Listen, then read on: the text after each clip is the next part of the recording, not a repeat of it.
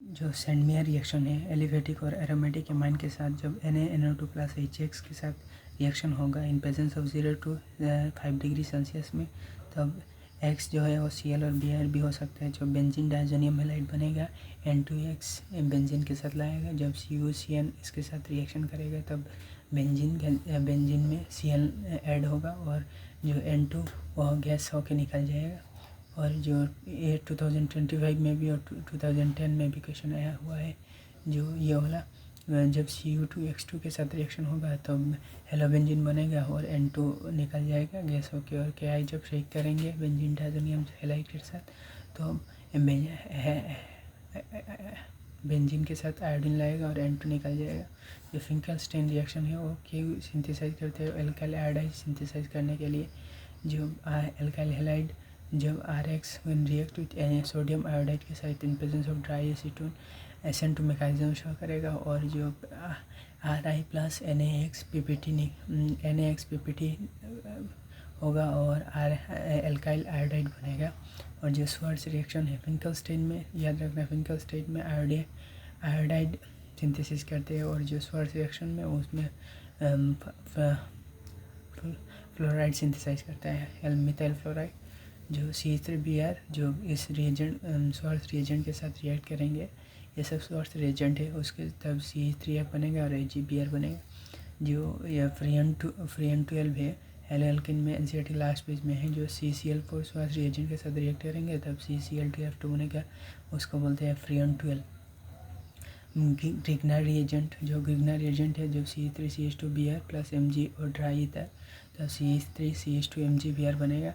और जो Friedel-craft reaction है फ्रीडेल-क्राफ्ट रिएक्शन में उसको बोलते हैं इलेक्ट्रोफिलिक सब्स्टिट्यूशन रिएक्शन। क्योंकि Cl को सब्स्टिट्यूट करके उधर हाइड्रोजन को सब्स्टिट्यूट करके CH ऐड हो रहा है। जो CH3Cl react with anhydrous AlCl3 in presence of anhydrous AlCl3, एक ऑर्थो वाला बनेगा एक पैरा वाला मेजर बनेगा। जो एसाइलेशन है 2010 में भी ये क्वेश्चन आया था।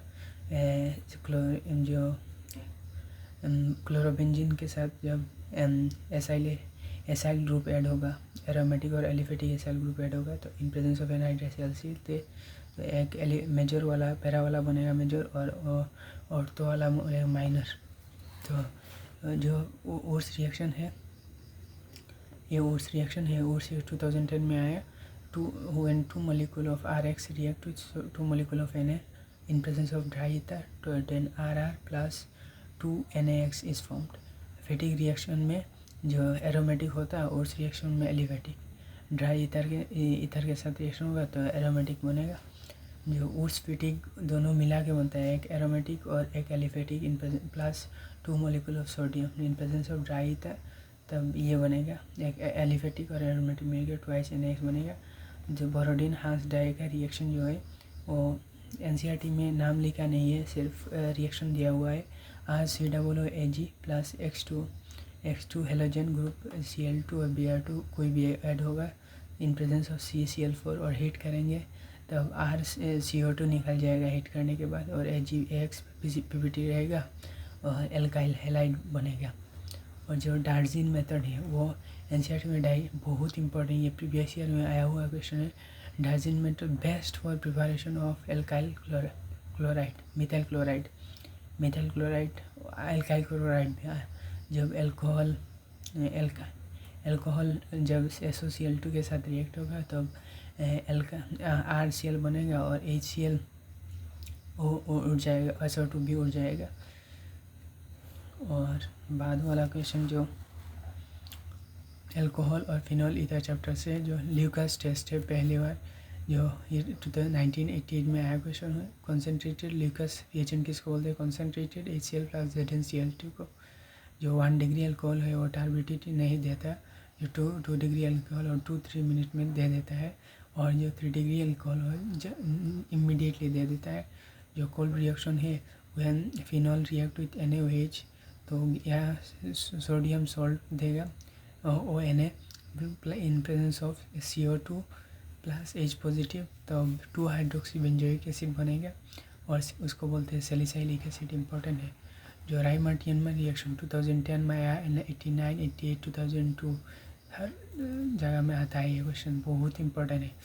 जो फिनॉल जब CH3Cl के साथ रिएक्ट होगा, CaCl3 in presence of aqueous NaOH, तब क्या बनेगा, सब्स्टिट्यूटेड बेंजाल क्लोराइड इंटरमीडिएट एक बनेगा, ये वाला इंटरमीडिएट। तब aqueous NaOH in presence of H positive आया प्रोटोनेशन करेंगे, तब हाइड्रोलाइज होके यह बनेगा एल्कोहल के साथ यहाँ ऑर्थो पोजिशन में CHOA से एल्डिहाइड ग्रुप लाएगा। जो इलेक्ट्रोफाइल होता है उसमें राइमा रिएक्शन, उसको बोलते हैं डाइक्लोरोकार्बिन CCl2 इंटरमीडिएट में होगा डाइक्लोरोकार्बिन।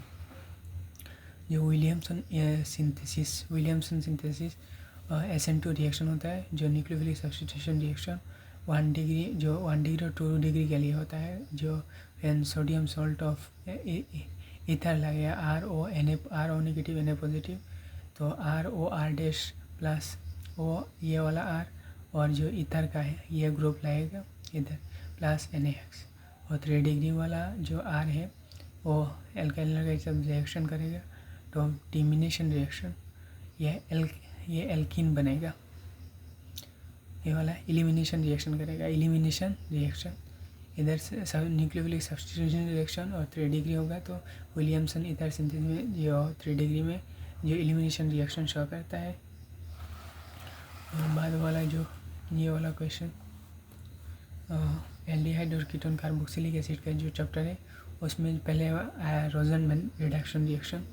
रोजनमैन रिडक्शन में क्या होता है, जो बहुत एलिफेटिक एरोमेटिक जो एराइल जो क्लोराइड है when react which PDBSO4 H2, जो रोजनमैन जो रिएजेंट है वो उसको बोलते हैं H2 PDBSO4, तो हम बेंजाल्डिहाइड देगा।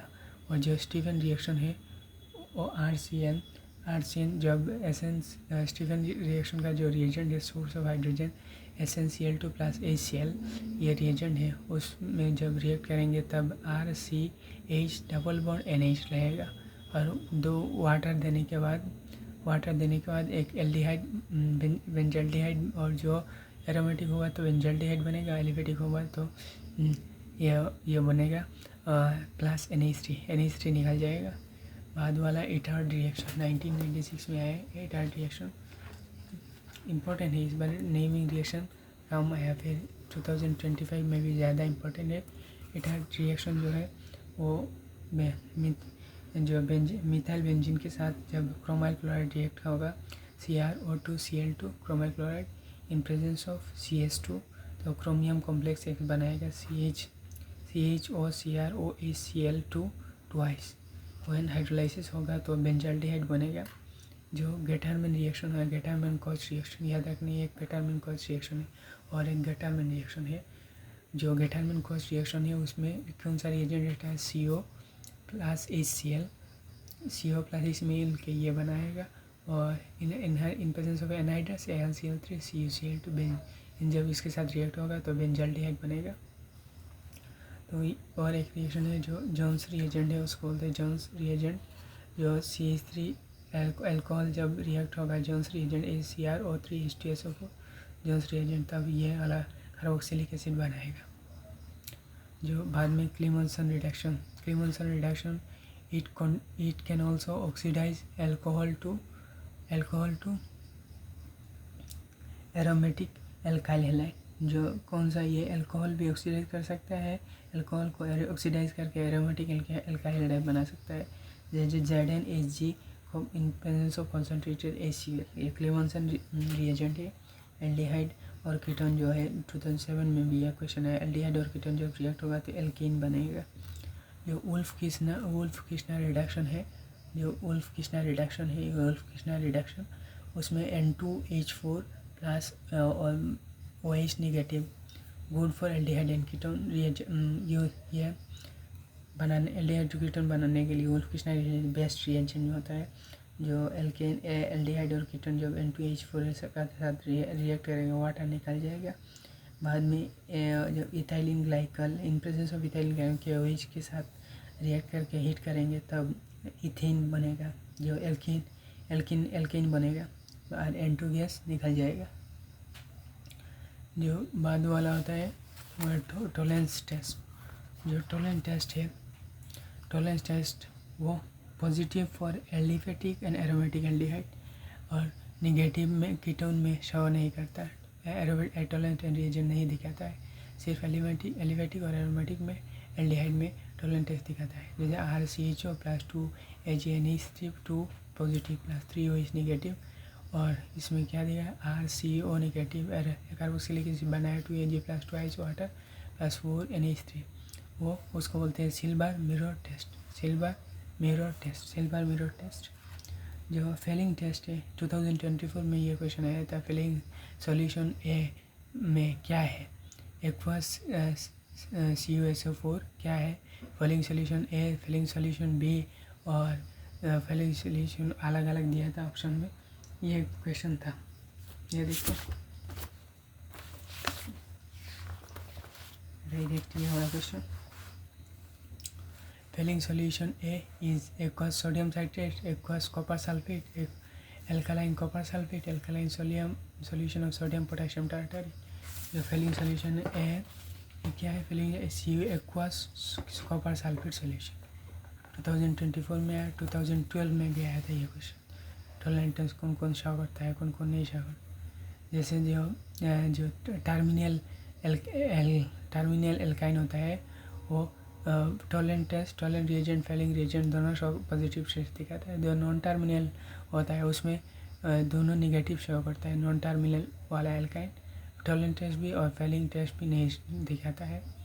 जो फेलिंग टेस्ट क्या होता है, फेलिंग सॉल्यूशन ए एक्वस CuSO4 और Fehling solution B sodium potassium tartrate, उसको ओकेल सॉल्ट बोलते हैं और इक्विमेलर मिक्सचर लेते हैं। ओनली एलिफेटिक एल्डिहाइड वे पॉजिटिव टेस्ट, आधा निगेटिव। फेलिंग सॉल्यूशन में सिर्फ एलिफेटिक जो एल्डिहाइड है वो पॉजिटिव दिखाएगा, एरोमेटिक और कीटोन दिखाता ही नहीं है फेलिंग सॉल्यूशन टेस्ट। उसमें RCHO copper di positive ion लेते हैं और 5 मोलिकुलर OH निगेटिव, तब ये कार्बोक्सिलिक एसिड बनेगा CO2 क्यूप्रस ऑक्साइड और वाटर निकल जाएगा। जो एल्डोल कंडेंसेशन क्या है, जहाँ पर अल्फा हाइड्रोजन रहेगा, मिनिमम 1 अल्फा हाइड्रोजन रहना ही पड़ेगा, उसको बोलते हैं एल्डोल कंडेंसेशन। और एल्डिहाइड और कीटोन 2020 में भी ये क्वेश्चन आया था। जब टू मोलिकुल ऑफ CH3 ये उसके साथ जो डबल बॉन्ड O है उसके साथ एक अल्फा हाइड्रोजन है, इसलिए यह एल्डोल कंडीशन दिखा रहा है। डाइल्यूट रहेगा तो याद रखना, एक है अल्फा हाइड्रोजन, एल्डोल कंडीशन को याद रखने के लिए एक है अल्फा हाइड्रोजन और दूसरा वाला है जो तुम्हारा डाइल्यूट वाला NaOH, तब ये बनाएगा CH3CH OH दोनों मिला के ये बनता है। और बाद में हीट करने के बाद पानी निकल जाएगा और पानी निकलने के बाद B2NL होगा, ये वाला एक बार लिख के देख लेना है, आसान है। ये जब कीटोन के साथ 2 मोलिकुल ऑफ डाइल्यूट NaOH के रिएक्ट होगा तो यह बनेगा और हीट करने के बाद ये वाला नहीं बनेगा, कीटोन होगा तो। और जो बाद वाला जो कैनिज़ारो रिएक्शन उसको बोलते हैं disproportionation reaction with alpha hydrogen नहीं होता है, उसमें 0 अल्फा हाइड्रोजन। 2010-2020 में यह क्वेश्चन आया था कैनिज़ारो रिएक्शन। जब एल्डिहाइड और कीटोन जब रिएक्ट करेगा 2 मोलिकुल ऑफ एल्डिहाइड और कीटोन कॉन्सेंट्रेटेड होगा तो याद रखना कैनिज़ारो, और एक याद रखना कैनिज़ारो में अल्फा हाइड्रोजन नहीं होता, NaOH हीट होगा तो CH3OH plus C double bond OH बनेगा। और जो तुम्हारा एरोमेटिक होगा तो कॉन्सेंट्रेट NaOH के साथ सेम यही होगा, OH लाएगा और प्लस कार्बोक्सिलिक एसिड एक बनेगा। Hell Volhard Zelinsky reaction RCH2 COOH X2 in presence of red phosphorus और वाटर RCHX COOH, ये वाला X जो है वो Cl और Br हो गए, Cl और Br। Gabriel phthalimide reaction synthesis ये applicable only for 1 degree amine synthesis करता है। गैब्रियल थैलामाइड सिंथेसिस से, ये गैब्रियल रिएक्शन से 1 डिग्री अमाइन सिंथेसाइज करते हैं। जो ये थैलामाइड है जो KOH के साथ रिएक्शन होगा ये निकलेगा और बाद में RX के अल्काइल हैलाइड के साथ रिएक्शन होगा तो N अल्काइल थालिमाइड बनेगा। और जब N एक्वास NaOH के साथ रिएक्शन होगा 1 डिग्री अमाइन बनेगा और साथ में ये बनेगा sodium salt. Hoffmann bromide degradation reaction 2010 to 89 2001 में भी आया था कुछ ज़्यादा इंपॉर्टेंट है। RC double bond O NH2 reaction बिहार टू 4 मॉलिक्यूल ऑफ NaOH रहना ही पड़ेगा। ये क्या बनेगा 1 डिग्री अमाइन बनेगा सोडियम कार्बोनेट होगा NaBr और वाटर। जो हिंसबर्ग रिएजेंट क्या है ये वाला उसको बोलते हैं हिंसबर्ग रिएजेंट। जब 1 डिग्री और 2 डिग्री अमाइन के साथ रिएक्ट होगा hydrogen required so only 1 degree और ये पॉसिबल होगा। 1 डिग्री के साथ रिएक्शन होगा तो यह बनेगा और ये उसके पास alpha hydrogen soluble in alkali और ये 2 डिग्री इनसोल्यूबल इन अल्काली। ये हाइड्रोजन रिक्वायर्ड हाइड्रोजन होगा तो सोल्यूबल इन अल्काली और हाइड्रोजन नहीं है इसमें इसलिए इनसोल्यूबल इन अल्काली। ये वाला इसमें हाइड्रोजन है सोल्यूबल होगा और इसमें हाइड्रोजन नहीं है इनसोल्यूबल होगा। और जो कार्बोलामाइन टेस्ट होता है वो test for only 1 degree amine में होता है। आइसोसाइनाइड जो कार्बोलामाइन टेस्ट दिखाता है 1999 में यह क्वेश्चन कार्बोलामाइन रिएक्शन आइसोसाइनाइड रिएक्शन आया था। और ये वाला 2 डिग्री और 3 डिग्री अमाइन के लिए नहीं दिखाता है 2020 में भी यही क्वेश्चन आया था। जो जैसे RNH2 when react to CH + 3 molecule of KOH heat होगा आइसोसाइनाइड बनेगा RNC + 3 KCl + 3H2। Gattermann reaction पहले था गेटारमैन कॉस्ट रिएक्शन इधर गेटारमैन रिएक्शन आया था। Introduction of halogen in benzene when aromatic N2H aromatic N2H when Cu in presence plus HCl के साथ react होगा तो IRCl बनेगा N2 + CuX और Cu in presence HBr Q अपार पाउडर रहेगा तो AR aromatic bromine plus N2 + CuX। ये इम्पोर्टेंट है ये वाला याद रखना। जो बेसिसिटी है नॉर्मली गैस का 3 डिग्री 2 डिग्री 1 डिग्री और बाद में NH3 होता है। जो लिक्विड होगा इथेन में इथेन वाला लिक्विड इथेन वाला 2 डिग्री होगा पहले 3 डिग्री बाद में 1 डिग्री बाद में मीथेन 2 डिग्री होगा पहले। मीथेन तो छोटा है इसलिए 1 पहले आएगा बाद में 3 बाद में NH3। पहले इथेन में इथेन बड़ा वाला है इसलिए 3 पहले आएगा बाद में 1 आएगा। यह ज़रूर याद रखना। इसलिए हर क्वेश्चन और सम फर्स्ट चैप्टर में हाइड्रोकार्बन में कुछ ऐसे रिएक्शन जैसे जेड सेव रिएक्शन और कुछ ऐसे रिएक्शन है ये भी हम लोग पढ़ लेंगे। यह होगा तो 100% कम से कम एक क्वेश्चन मिल जाएगा 2025 में इससे।